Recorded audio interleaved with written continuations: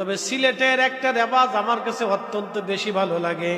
সিলেটিরা বেশিরভাগ সময় দোয়া করে, জুমার নামাজের পরে কবর জিয়ারত করে। মারহাবা কর। সারা বাংলাদেশে এই আমল কোথাও নাই। আমি তো সারা বাংলাদেশ চড়াই, বাংলাদেশের এমন জেলা নাই যে জেলার ভাত আমার পেটে না গেছে। শুধু সিলেট ছাড়া এই আমল আমি কোথাও দেখি না। জুমার দিন আসলে অনেকে মসজিদ থেকে নামাজ পড়ে বের হয়ে বাবা মার কবরের পাশে যায়, গোরস্থানে যায়, দোয়া করে। আল্লাহু আকবার কর। না না, জোরে বলেন আল্লাহু আকবার। এটা সুন্নতে ফাতেমা, সুন্নতে ফাতেমা। না, জোরে বলেন সুন্নতে ফাতেমা।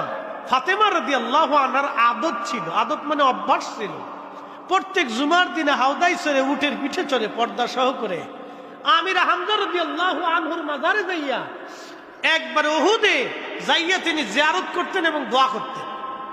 মারহাবা বলবেন না? আল্লাহ রাসূল জান্নাতুল বাকিতে দোয়া করতেন। প্রত্যেক জুমাতে সিলেটিরা দোয়া করে, এটা অত্যন্ত ভালো একটা দিক। প্রিয় উপস্থিতি, খাবারের পরে সিলেটিদের দোয়া করতে দেখেছি।